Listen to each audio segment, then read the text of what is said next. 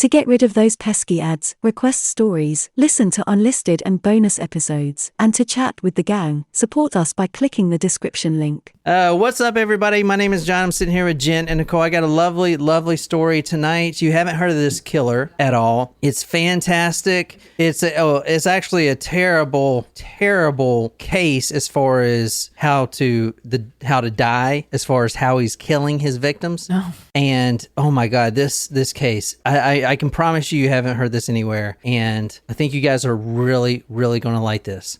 Also, for you guys, Supremos that are on now, we love you guys. And tomorrow, if you guys are cool with it, since we're not going to have time today, but Nicole's mama is coming here. And if you guys want to get on live chat, I want to cover a certain story that happened in a certain city of Atlanta that a certain Supremo posted on the Discord. The ATL? ATL. I want to cover the house that bleeds because I started researching it, and then I found like this whole trove of information, and it is more than what you think. It is actually a pretty compelling story. Surprise shots, surprise shots. We don't know what they are because they're a surprise.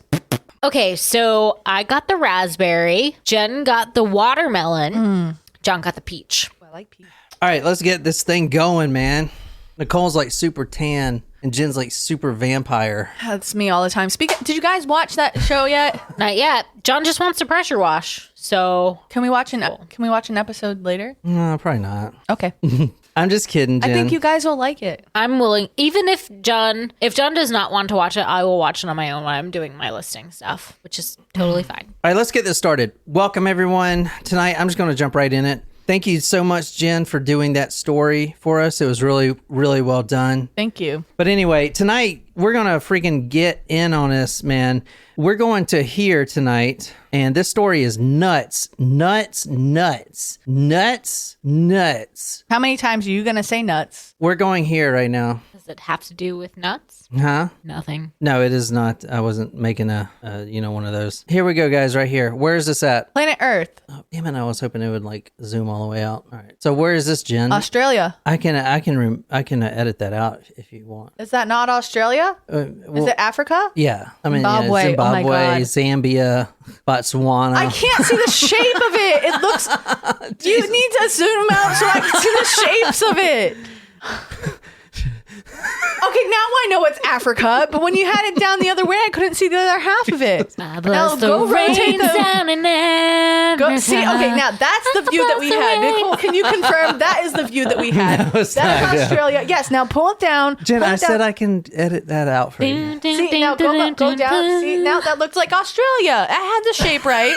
I wasn't looking at the names. That names. is not the same shape, yo. It is. All right, guys, we're going here right now. And tell me if you know the story, which you don't, because guess what? They didn't cover it on My Favorite Murder. I don't know why. I don't know why I keep talking shit. I'm just so pissed, man. We've been doing this shit just as long as these other assholes. He's feeling salty. And we're still at the fucking bottom. We're not at the bottom. We love our fans. And you know what? Just because other people haven't heard us yet doesn't mean they won't. And even if they don't, we're doing... Well, never mind. I'm doing this because I have fun with it. And I like interacting with the people that we have. This is actually a really nice area here in South Africa. So we are pretty close to Johannesburg, where Elon Musk, I think he's from Johannesburg. I'm not sure. I know he's from South Africa, but we're pretty close to that. That's where we're starting the story tonight. We're actually talking about the fifth serial killer. Literally, the fifth. That is not the fifth in biggest. South Africa? The fifth biggest or whatever. The fifth. I've never heard in America someone say, "Oh, yeah, he's the fifth serial killer." It's kind of weird, you know? Yeah. Yeah. Like, that's hard to pin down for us. But this is the Parktown High School for girls, so that's not a good sign. That's not a good sign at all. Now, I don't have the exact photo of the actual victim we're starting with tonight.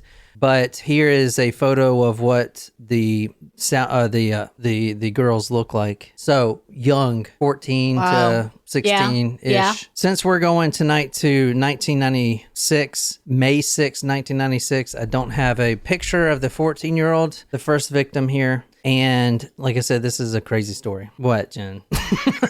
Jen?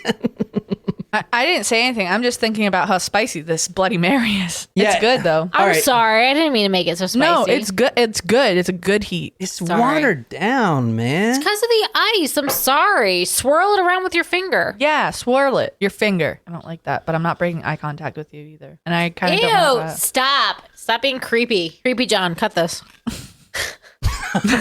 Yes, I win. No, you blinked I did not blink. Bull's titties. All right. Tonight we're going to May 6, 1996. We're going to South Africa near Johannesburg. 14-year-old Prudence Miller. She takes a taxi. Now this taxi has been picking her up and taking her to this all-girls school for several months. So this is just another morning for her. Now she actually travels quite far in this taxi because she's very gifted. She is very intelligent. So in this school, Parktown Girls High School, is for the overachievers, the ones that have the great grades. It's almost like a private school, but it's based on how well you do. You can get accepted here, type of thing. So Prudence Miller, this 14-year-old, travels all the way from a taxi every morning to go to the school. And her family is hoping that she's going to be the one, because let's just be honest here, in this area where she's living, in a lot of South Africa, as you'll see, is not the most wealthiest type of people. And there is no, like in America, it's, oh, you got a kid? Well, he's got to go to school. In countries like this, yeah, school? No. Did you know that in Florida, like, you don't have to enroll your child in school? I wouldn't. At any age? So I'm just for where I'm at. There's a child that's trying to enroll whose parents were divorced and apparently was with the mom, and the mom didn't enroll that child in 8th grade, and they're trying to enroll them in my school currently, and we're like, no, but the middle school is like, no. So we don't know what to do with that child. Wow. Yeah. You can't just like throw them out or something. I am not a good person. It's questionable. Ashley, I'll send you an autograph. Someone give me Ashley's Canadian address and I'll send it to her from America. Even though that 14-year-old Prudence is in this elite school for girls, she's still the top of her class. So they notice this morning, May 6, 1996, when she doesn't show up. Something's wrong here, that this girl does not show up to school at all.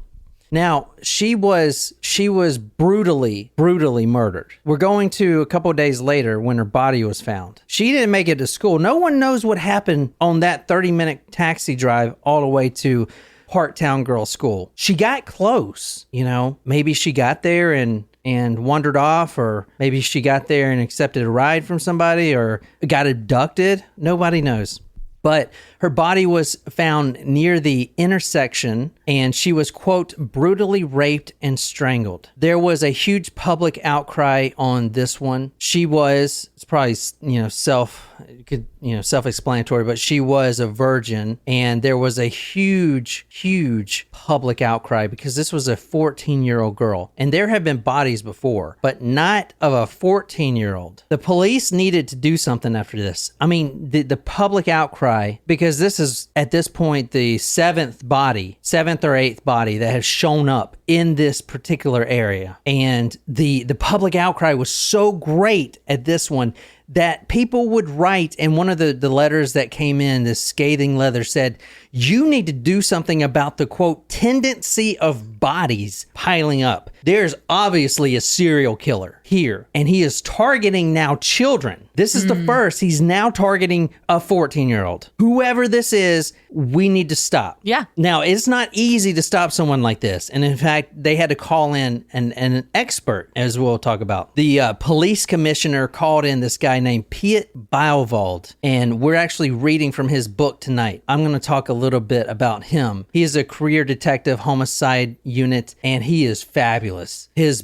book is excellent. And the crimes he's solved, a lot of serial killers, a lot of unknown cold cases, he solved personally. Like, they don't call a unit, oh, let's send the homicide team in. They call this guy, but we'll talk about that. I do have the actual photo here, but the only one I can find was of the 14-year-old cut out. So this is the photo here. of the crime scene, and the body has been photoshopped out, as you see. And I'll put all these on talkmore.com. It's not bad. You can look at it, Jen. It's just, but you see how she's kind of laying in the bush there. Yeah. Does she have a backpack on? Yeah, I think so. Yeah, so this is her head. So she's kind of laying on her side. She's wearing a skirt, as you saw in the photo of the just a random girls there. Skirt, yeah, exactly. She's got a backpack on, and I'm not really sure what this. Those are her hands. She's holding something, maybe. Maybe, and you see her feet here. So that's the only photo that's provided for her, 14-year-old.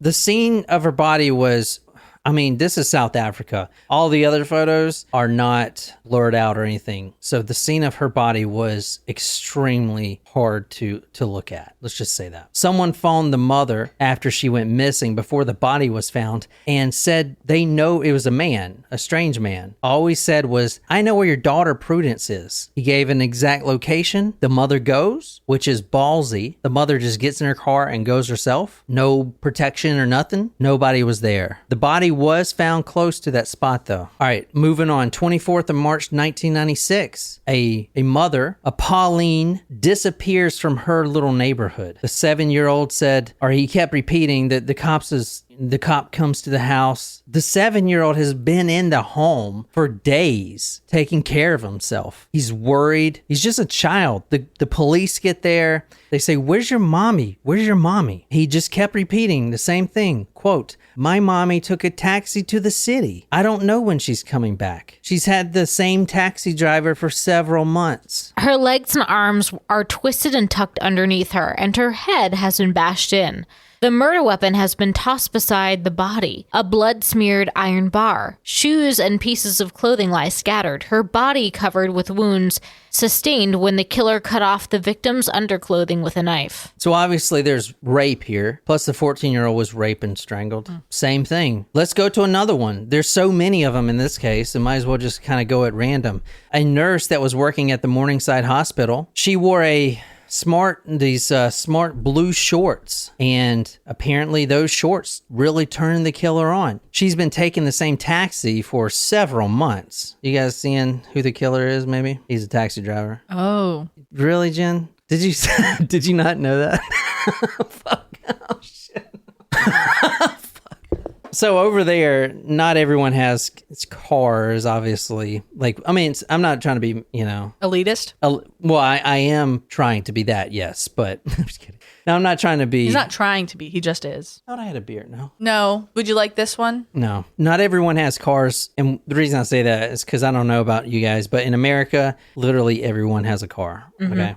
So over there, a lot of taxis. And in the UK, I think Darren can tell us this. A lot of people just walk and take the bus. Alex could tell us too, or Lauren. Alex, yeah. I actually had a friend that had never driven a car before he was from the UK. Wow. Yeah. So a victim, a nurse working at Morningside, got into a taxi that she's been riding for a while. And this guy had asked his cab boss, he's a taxi driver, if he could work Sundays just so he could take her to church. They would go to church together. The nurse told her parents about this kind and cute taxi driver that is so adorable. He's just the nicest guy. And all the girls love him. All the girls love him. And he's taking me to church, Mom. He's just a really nice guy. Months go by of him taking her to church and building this trustful relationship. And we do have her picture if you guys want to see it. This is her picture right here. Can you describe what she looks like? No, she looks like she's being strangled. Like she looks like she's turning blue. Poor thing.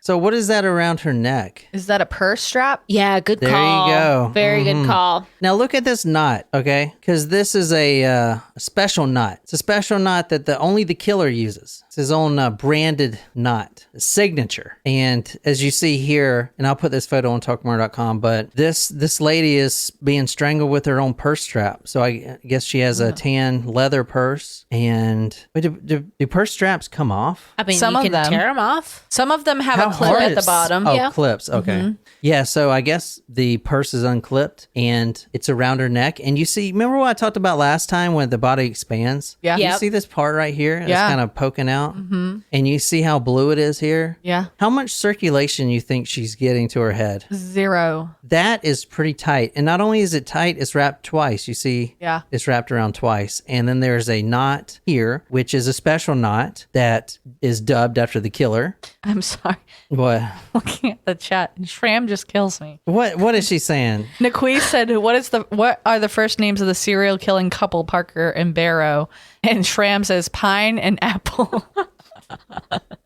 It's a pretty creative group, I gotta say. Ren and Stimpy, Tina and Ike. I like them. Who is Tina and Ike? Tina Turner, Ike Turner. Oh, Yeah, these are good. Good responses. Bonnie and Clyde weren't married. Correct. Yes, that's correct. Do you think Bonnie is kind of not a role model, but I mean, you think she's kind of impressive? We covered that story, but she as for a female, remember she didn't even have full mobility of her leg. Remember she got in that horrible accident? And do you remember that one time? I mean, I think them as a couple is kind of idealized. Right. I know, but do you remember that one time? Do you remember that one time? In band camp? Do you remember? When I did the story, they pull up to these prison laborers working in the field, breaking big rocks into small rocks. Yep. They're Like putting Cool the Hand Luke. train, the train railroads together. And what happens? Bonnie, what's her last name? Bonnie Parker. Bonnie Parker pulls up in her 350 Chevy,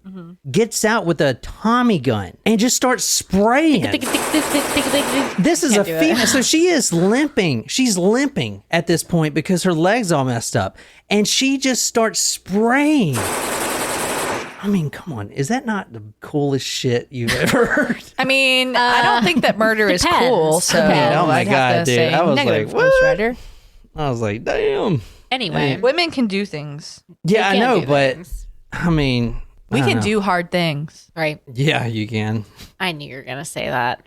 Talking about an Yeah, erect, we know. Let's just not Talking about an stop. Months go by. This taxi driver is driving this nurse, taking her to church on Sundays. The nurse is telling her parents about this guy, and she's actually kind of opening up to maybe something, maybe a relationship, maybe something. I don't know. Months go by. And then finally he pounces. He drives her to a little spot, an isolated, secluded spot. She's like, where are you going? And then, as you saw, that's what she ended up. Raped and murdered. The knot is called the Mazingane. Okay, this is the Mazingane knot. I'm going to show you one more time. How do you spell that? I'm going to show you. Mazingane. So it's got that South African Mazingane knot. That's called the Mazingane knot. That's how she ended up with the Mazingane knot. Let me talk a little bit about the knot. The Mazingane knot. Double looped, pulled tightly across the throat. Woman's hands tied behind her back. She's flipped over on her back. At that point, she's raped. Now we're talking about 16 here in total in this same fashion. 16. That's a lot of people. Flips over on her back. He rapes her then. He then turns her back on her stomach. Then he ties the ankles together. Not with the Mazingane knot, just with the regular knot. Then he takes the cord or the leather strap or whatever you're carrying with you that can kind of form a string, and he ties that knot in the center of the throat, and that's his signature. If you want to read number 2 while I look at this live chat. From the book Belveld, Dossier a serial sleuth, he keeps it up until the blood vessels in the eyes pop. The tongue turns purple. The pressure usually causes blood to gush from the nose and mouth. It's an implosion, almost, as oxygen fails to reach the brain. So we talked last time about having the lungs concentrated. So this, when you are tying something so tight and suffocating someone so much, the blood that's flowing one direction starts to flow backwards. Things start to get overworked. They start to burst. Your capillaries in your lungs, they start to burst. blood starts gushing from your nose and mouth. And this detective, Byveld, who wrote this book, says it's an implosion. Oxygen fails to reach the brain, and then all of that buildup starts just bursting things in your body. I never thought of it as an implosion before. That's a good analogy. 16 bodies. What are you going to do with these tendencies of bodies? And now there's a 14-year-old girl. Can you do something? And this is in the police report, the tendency of bodies, which means, are you guys doing anything about these bodies? They're not hidden. They're not in the woods. They're on the side of the road, and they're not dead from heat stroke. They're raped, they're strangled, and they have purse straps around their neck, and they're just sitting there. What are you guys going to do about this? All raped, all strangled, all near the Narsec exhibition grounds. The serial killer we're talking about tonight is called the Narsec Killer, which is south of Johannesburg. Bodies kept appearing, sometimes 2 or 3 bodies a day. Just pile them up. You know, the victims, they were all kind of found the same way. All female, obviously. All around the same age? No. Okay. No, not all around the same age. You have nurses, 30-something. You have a 14-year-old. Pretty much whoever he can get his hands on it. You even have, as what we're going to talk about here in a minute, an elderly couple. Oh, no. 70. It doesn't matter. It doesn't matter.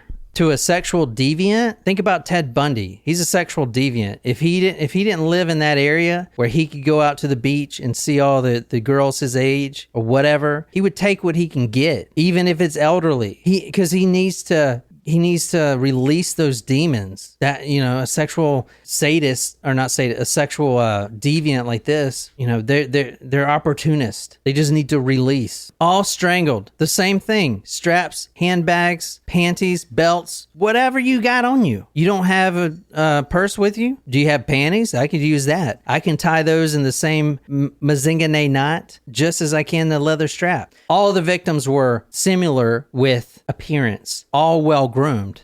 They were, and this is very detailed as far as a specific victim type. They were all wearing nail polish. Oh. The nail polish was all bright and colored. Bright colors makes this guy tick. Bright colors. On the nails? On the nails, yeah. Nail polish. So if you're wearing black, you're all set? Or if you don't wear nail polish like me, then you're all set? All but one of his victims had been wearing a dress. At one stage, he had developed a taste for little girls. He pointed out places at Orange Farm where he had killed 4 young girls. One of them, he boasted, he had lured with chocolates. So, check this out. And I'll put this on talkmore.com, but do you think this guy should be stopped? I mean, I'd hope. Yeah? You see all these? The red? Those are all the murder victims. Holy smokes. The blue are the ones that survived but were raped. Oh, interesting. So they're like from a very distinct area that he would not kill them. If you look at the red, they're kind of spread out a little bit more, and the blue are all compact in one area. Well, yeah. You know, here's why. Because when he's going to kill someone, he does kind of go into an isolated location. I mean, even though it's South Africa and he does kind of just dump them, he's not going to, I mean, someone's going to stop and try to stop him from killing someone. That's why he's kind of going out. This guy should be stopped. Yeah. Look at the evidence. Look at all this evidence. These are all evidence folders for this one serial killer. Yikes. The Narsec serial killer. Every one of these boxes are the victims, the interviews, the profiles, everything. Why can't you catch this guy? Well, what's the deal? Well, I guess you got to call the expert. Now, this dude, this is a book, man, right here. This guy right here. Dossier of a serial sleuth. We don't have detectives like this, but this is a detective like you see on those shows. Yep. That rogue detective, he's smoking a cigarette, you know, he's just up all night. Like, man, this guy is just getting away from me. For 4 years, this guy, this serial killer, was terrorizing these women, leaving their nude and raped bodies just tossed out on the side of Johannesburg like trash. And the police could not find them at all. So they finally, and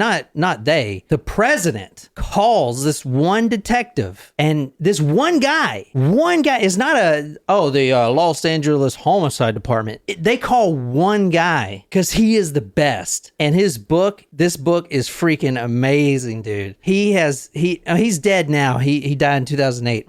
But holy shit, this guy is a boss. He was like, I'm gonna solve this motherfucker. He's a super sleuth. He says, remember, I've put a lot of criminals behind bars, and I'm a topic of discussion there. I can walk into any jail right now, and you won't believe how many Piet specials will greet me. So his first name is Piet, P-I-E-T. This is the cases he solved. And some of them, look at this. This is his profile right here. South Africa's very own super sleuth. The top 11 cases. This guy right here. Looks like a good dude. He is the one guy that can look at this serial killer, serial rapist, serial killer, serial rapist, serial killer. I mean, dude. Wow. One guy, it's not a team. Wait, can you go back to that page? I just want to highlight human murder. Yeah, I wonder what that is. I don't know. Oh, I mean, I think it's just regular murder, but I just think it's interesting that it says human murder. Yeah. So, unlike the United States or wherever, these guys call one guy and they're like, please solve this for us. And he does. Because he's a badass. I'm telling you, man. Banff. A Banff. All right. He puts out a profile that is better than any FBI profile I've ever seen. He says all the victims, what? Jen was like, "Oh, it was a good Bloody Mary." I was like, "It wasn't. It's okay. You make the better ones." No, no, they were good. I liked them. No, yours are definitely way better. I like mine with real blood. The menstrual tape. I literally was about to say period blood. You know what? I don't think I mentioned in the Lizzie Borden case, and it's going to bother me if I don't say it right now, even though I know it's not on the episode. Is that Lizzie said that her father came in and he took his shoes off and then like fell asleep, but he's literally pictured with his shoes on. Discrepancy in her story. He puts a profile together. Better than any I've seen. He likes some young, well-bred, neat dress. He likes and will only take a working girl, but that doesn't mean prostitute. I know that means that over here. But for him, none of that. Not one. And the reason why, well, do you want to try to guess the reason why he wouldn't kill a prostitute? Because he was a pimp? No. Are you wearing my good headphones? You put them over here. I thought those are your good headphones, the ones that you wear. I feel like you wouldn't wear not good headphones. Those are my editing headphones because they have a flat EQ. Okay. And those are also the headphones that Wolverine wears. Hugh Jackman. You don't even watch Marvel. Hugh Jackman has a picture of him wearing those. Well, which is what justifies the $300 price range. Well, Hugh Jackman is also a Broadway star, and you don't seem to care about that. Well, he doesn't care about superheroes at all. I'm like Wolverine. I can do that too. See? Wow. Ching! Who would call you middleman? Young, well-bred, neat dress, doesn't like prostitutes because and only because he sees himself as superior, which is very important. It may sound subtle, but that right there shows that this is a confident guy and he can easily talk to women and kind of sway them because he's superior. He likes them submissive. Aggression irritates him. Opposition always leads to murder. He likes the bright nail polish. That's a sexual stimulant for him. High heel shoes are also important. And he would never kill a victim with ill-fitting shoes because they look clumsy to him. And the reason that the detective came up with that is because he always meticulously takes one shoe off the victim and places it right beside the body. But it's got to be a good shoe. It's got to be a designer shoe. It's got to be a Sam Edelman or a Jimmy Cho. Chew. Jimmy Chode. So Jimmy Chode. You are your own biggest fan. I know. So if it's like a Sketcher, he won't take it off? No. So how would you catch this guy? Try to think about it. How would you catch this guy? There were more rapes before. It was rape and then murder. Brandon says, "Oh my God, this guy is Dennis Reynolds." Is who? Dennis Reynolds from It's Always Sunny. Yeah. What was that one? Oh, that new season. We need to rewatch It's Always Sunny. I've been watching it at night. I recently saw the episode where they think that Mac is the serial killer. Yes. But he's dating the tranny. Yes. Yeah. So funny. So how would you find this guy? Well, Detective Bivald, this is what he did. And all the other detectives, they didn't think to do this. He calls around. He calls around to everybody. He says, do you know anyone that has been raped in the last few years? A lot of people didn't come forward right when it happens. But we know this guy's a sexual piranha.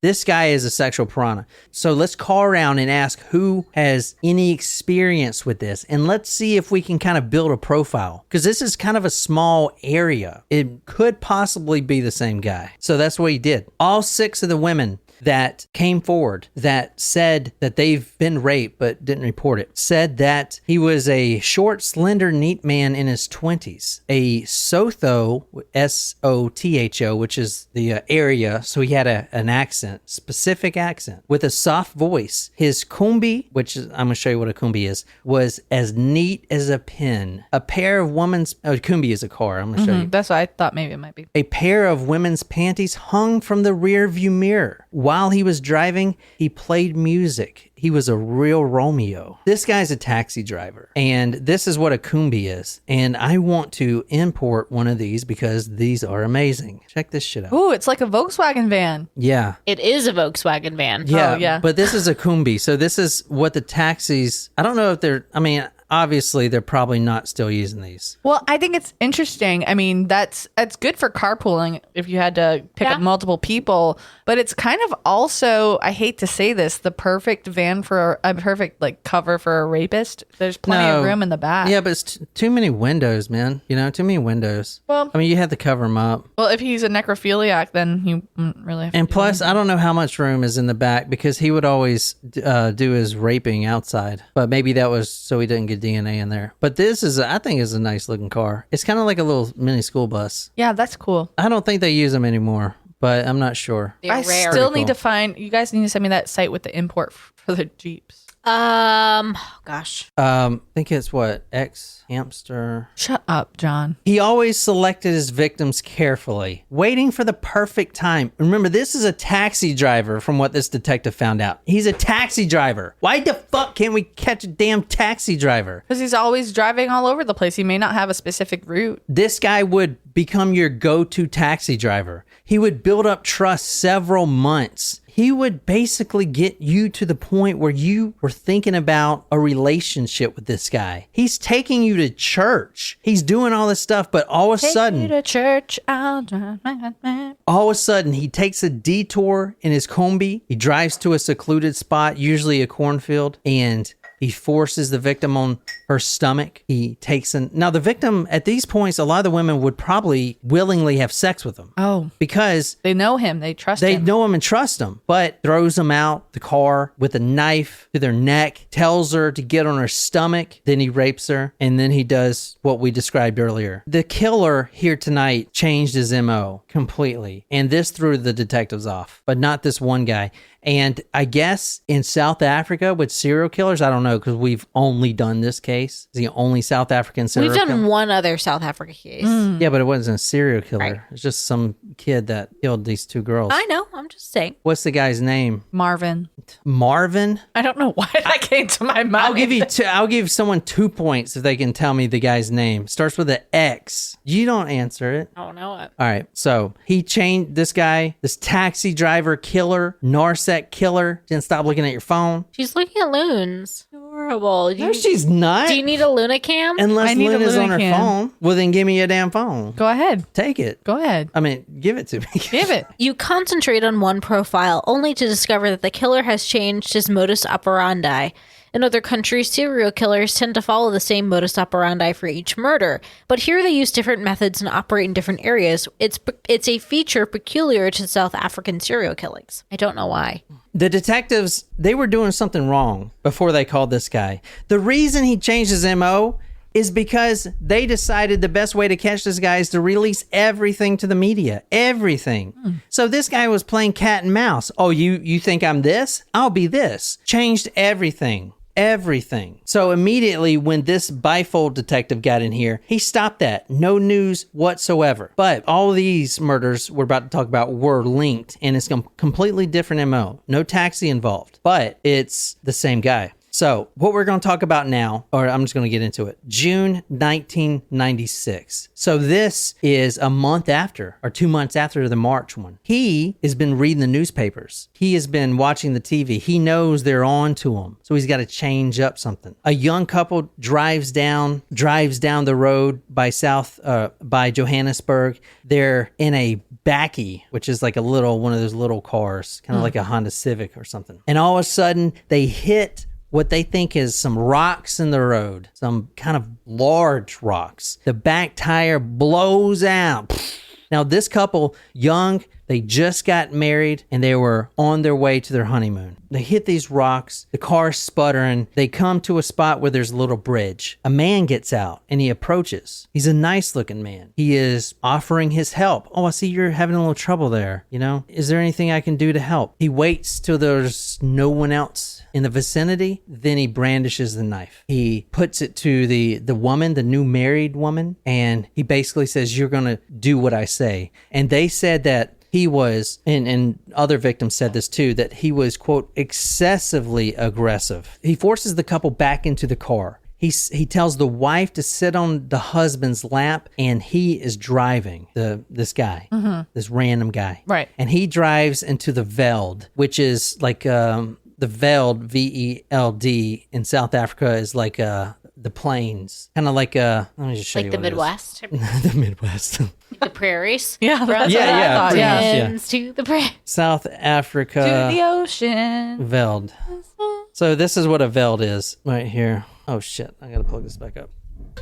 Oh no. So this is like a veld right here. See? Kind of just like, prairie lands or something. Plus the rains down in Africa. Yeah. So he drives all the way to the veld, which you see there's no one out there. So if you're driving out there, you're probably going to be alone. The man drove into the veld, pulled the couple out of the vehicle, forced the man to his knees, and made him watch as he raped his wife while the baby cried hysterically. The woman's desperate pleas must have struck a chord with the rapist because out of nowhere he felt an ounce of mercy. He let the young family go, but he left something behind, something that would bring him ever closer to a prison cell, his semen DNA. So in a couple of these cases, he finds some compassion somewhere. He doesn't kill him. This couple, he leaves them to be. He throws the baby out of the car. The wife's been raped. The husband had to watch. They're now in these South African plains in the sweltering heat. He throws the baby out of the car, gets in the car, and drives it away, leaving them there. They were the lucky ones. Now, this is during the murder time. So he is doing these simultaneously. You know what I'm saying? He doesn't really care about murdering you. He just wants to get his sexual gratification. He just murdered like 3 people we just talked about. And then this is just a rape. So it's like, anyway, the DNA matched this serial killer, and he said, and this couple said that he was excessively aggressive. Now let's talk about the serial killer, because he was caught by this detective, because this detective is the best. He's the bomb.com. This is the guy we're talking about tonight. This guy's name is Lazarus Mazingane. That's the knot. Yeah, it's his knot. It's his branded knot. Huh. I mean, that's what they were calling the knot because Because of his name? yeah. Oh, okay. Yeah, you got Probably it. makes a lot more sense. Yeah.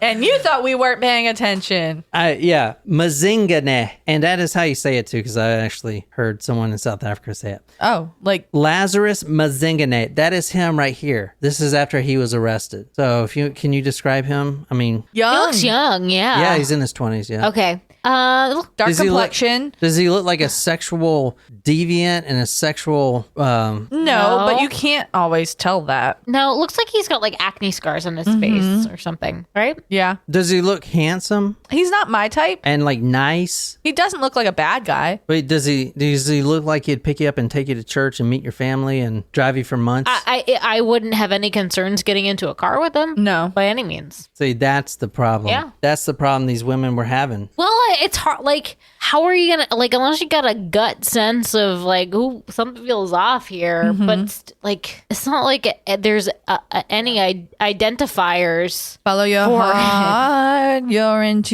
intuition. So this guy is from Soweto, which is really close by. And Lazarus Mazingane, He doesn't look that big either. no, he's like small. to He's overpower short. anyone. He's very Yeah. short. When it he's very short. When it comes to the 14-year-old Prudence Miller, he always let her sit in the front seat. Now, that's kind of odd, think about getting in a taxi today, and he's like, oh, just come up here and sit down, Yeah. It's same thing. So what I'm trying to say is he built up trust with her. He would play her favorite music. They would talk. I mean, they have a 30-minute drive to her school every morning. And then he's got to drive her back. Months go by. She's sitting in the front using first names, giggling, laughing.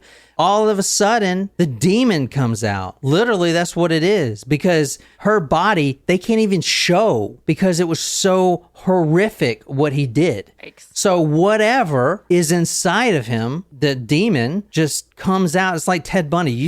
We did the Ted Bundy. You see how just when he gets into that mindset and he's going to get what he wants, he's just completely brutal, 100%. Mm-hmm. So with the 14-year-old, he would let her sit in front. She was pretty, and her short school uniform turned me on. I would play her nice music while we were driving. This guy, Lazarus Mazingane, was born in 1973. He was born in a prison. The Kroonstad prison. His mother was serving 5 years for prostitution and selling daga. What is that? Daga? Basically, it's South African cannabis. Oh, That's all okay. it is. Daga. D-A-G-G-A. Daga. Daga. So it's South African cannabis. I always think it's interesting to hear like foreign languages and hear what their words for our words are. But the English language is the hardest language to learn. Yeah, I know. It took me forever to learn it. All right, hold on. Shram says Lady Daga. Lady Killer. Lady Gaga, the killer of someone far more talented. We're not going into this. Someone far more talented. We haven't done the story, so you can't say. I didn't want to do it. You know why? Because she's guilty. No, she is not. You haven't done the story. And Lady Gaga's like, Stop. Let's not talk about it because you haven't done it. You will not besmirch the name of my fish. Is it? You said besmirch. I did. Besmirch. But you will not. Is it besmirch? Yeah. You will not besmirch the name of Lady Gaga on this day of my birth. I will bequeath that request. Thank you. To whom? My queef. I'm queen. My queen. My queef. On this day, the anniversary of my birth. I gotta Here's what she admit, proclaimed. I got to admit, it's gross, but queef is a beautiful word. Is anybody even watching this anymore? They are. Oh, shit. Ashley's like, is there another one after this? Or no, we're going to save it for tomorrow. We gotta save it for tomorrow. If you guys want to hear about the minstrel house. No, stop. The menstrual house. I want to do that story, or I have You another don't have one. to call it the menstrual house. I have a couple stories I've been working on, so I don't know. But yeah, we'll do it tomorrow. Hello. The first memory Lazarus had as a child. Remember, he was born in a prison cell. The first memory he's had, and the one he always, you remember some of your first memories. Yeah. His first memories were in a prison cell. Oh, damn. Why? Good question. Y'all weren't listening. He was born in a prison cell. What the fuck? Yeah, but you don't really have memories until you're around like 3 years old. Yeah. So She was in prison until 5, for 5 years. That's right. You did that. So I guess in South Africa, if you're born in prison, you just live there with a mother. It's fucking weird.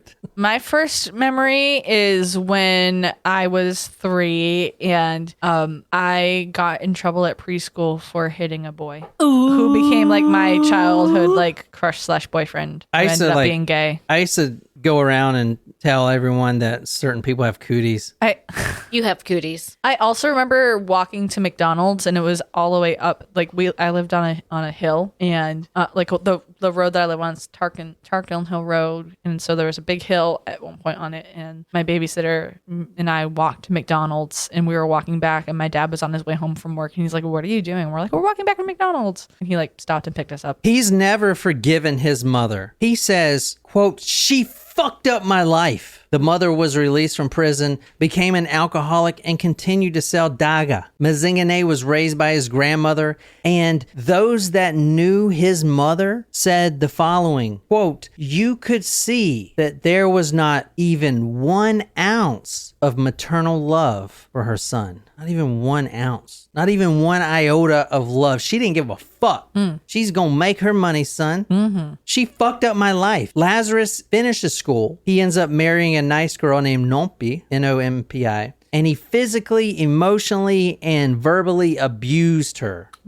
He would tie her up to the bed or to a chair and make her watch him having sex with other women. Girls would come in, women would come in. He would have sex with them. He would tie up his wife and make her watch. That's terrible. He abused Nompi appallingly, both physically and emotionally. He would tie her to the bed and have sex with other women while she was forced to watch helplessly. After he had shot her during one of his regular bouts of fury, Nompi fled to her parents' home and laid a charge against him. He later kidnapped her, brutally assaulted her, drove back to her parents' home, and threw her out of his taxi, leaving her unconscious in an unconscious heap on the pavement. He shouted at her mother, "Take back your fucking bitch."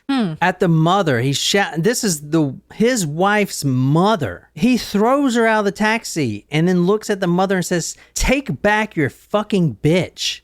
That's rough. Wow. Nompi later testified against him as a character witness. She would not even look at him. You know how you're supposed to, do you see the person here in court? She refused. She could not look at him, not once. Wow. Even when he wasn't looking her direction, she could not look at her. Too much PTSD. Her eyes could physically not look at him. So he did admit to the detective that every woman he killed was his mother. Kind of like Ted Bundy. Every woman he killed was his girlfriend, ex-girlfriend type of thing. So, taxi driver, ordinary guy, kind, good circle of friends, church going. Every evening he scrubbed his compi, his taxi, until it was spotless. Now, I do got to bring this up real quick, but don't look too far into it. With the rocks on the road, which he did that 5 or 6 times, the busting the tires, yada, yada, yada. He had a wingman. This guy's name was Kaiser Mazwega. They would both drive around in the taxi sometime, but a lot of the times it was the rocks on the road. He didn't rape the victims, but he liked to watch. And the reason he didn't partake, because he was, quote, too sick with AIDS to take part. So he was a sickly man. And that's all I'm going to talk about that guy. But he did get in a little bit of trouble. Mazingane was in complete control of the Matsegwa. He threatened to kill him if he talked. Matsegwa was so afraid of him that when he was apprehended and taken into custody, he pleaded not to be locked up in the same police station as Mazingane. He was later found guilty of only one charge, robbery with aggravating circumstances. July 24th, 1997, we're going to a couple. This is the car they were driving. Not the same one, but this is what they were driving. It's a little Mazda. Midge. Yeah, Mazda Midge. This couple driving this car, and they were on highway number 12 on the outskirts of Johannesburg. So they were right here. You see, let me, here. So this, where am I at? This is Highway 12. This is Highway 12, this yellow one right here. So they were about right here at this intersection. And this isn't a big highway. I mean, it looks big. And it is, it does have traffic on it. This is 1997, but it's not like our super highways. But there was a couple driving along this road, and all of a sudden they have a flat tire. So the rocks in the road, it's Mazingane, and he is an opportunist. However, this couple was a little older. A Gert Aspeling, 66, and his wife Elise, 62. The wife, an invalid, handicapped. There was a wheelchair in the back of the car. They're driving on N12, highway number 12, and they have a flat tire. They come up to the bridge, the intersection bridge. There was a nice looking South African man, actually two, his wingman, but there was a nice South African man approaching, and he asked if the couple needed any help. What happened here? Oh no, this is terrible. You guys need, can I help? Can me and my friend help? At this point, he's looking left and right, making sure no cars is coming. And once he's in the clear, he produces that knife. A 66-year-old man is not really going to put up a fight, okay? But the elderly man, the husband, does refuse to hand over the keys at first. All of a sudden, Mazingane pulls out a small caliber pistol, puts it right to his forehead, and pulls the trigger. Boom. Damn. Dead right there. Right where I showed you on that road. Dead. Leave him there.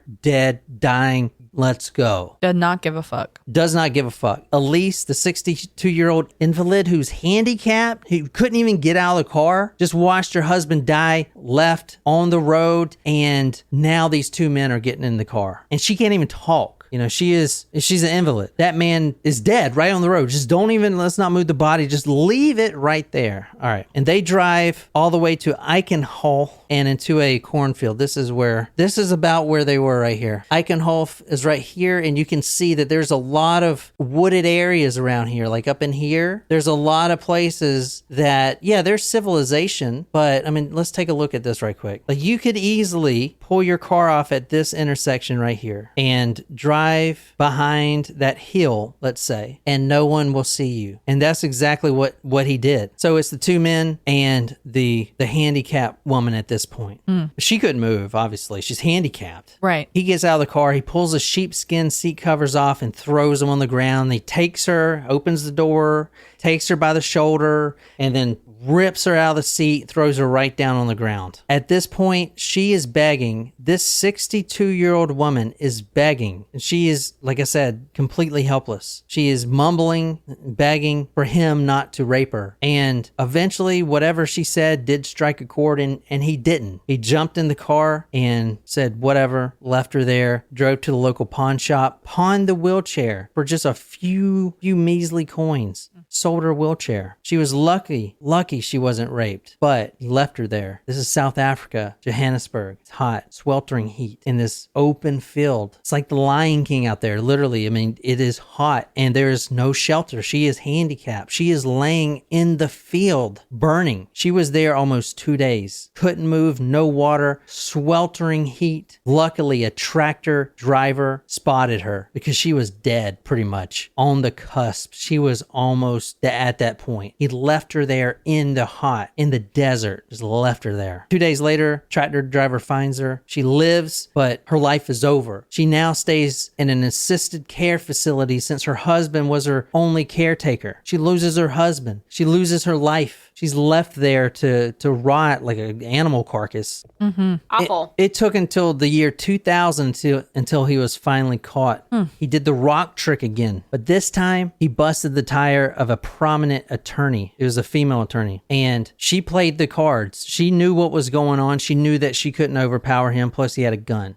She said, okay, she was raped. Immediately, she took the rape kit test and talked to the detective, and they found him almost immediately after that. So he was caught, and you guys know we talked about him and stuff like that. He would give the jewelry that he would take from the victims to his girlfriend. So his wife dumped him. He's got a new girlfriend. She's getting this used jewelry, and he says, quote, she had been, let's say, a bit worried because the jewelry always appeared slightly used. He was the 5th serial killer in South America. He's still in prison. He'll be there forever. What's weird about that? Think about that for a minute. The judge described him, Lazarus Mazingane, as, quote, extremely aggressive, arrogant, vague, and untruthful. 270 witnesses showed up to testify against him. He was sentenced to 17 life sentences and 781 years in prison, guilty of 74 counts. Good. Mazingane stared straight ahead, expressionless, when he was found guilty on more than 16 counts of murder. 5 of attempted murder, 3 of kidnapping, 20 of robbery with aggravating circumstances, and 22 of rape and the illegal possession of firearms and ammunition. What's weird about that? Think about it. 17 life sentences, 781 years in prison. He'll be there forever. It's full circle. He was born in a prison and he's going to die in a prison. Well, the same prison he was born in. All right, that's it. That's all I got for tonight. I guess if you guys want to get on tomorrow, we'll do another one for you guys. But thank you guys so much. I hope you guys enjoyed that. We're releasing episodes Monday, Wednesday, and Friday now. If we have 3 a week, so next week will probably be Tuesday and Thursday. But I'm trying to release more and more and more. So, supply and demand. So if you like that, be sure to subscribe and join us next week. And that's all I got. So until next time, good night, you lovely, lovely people.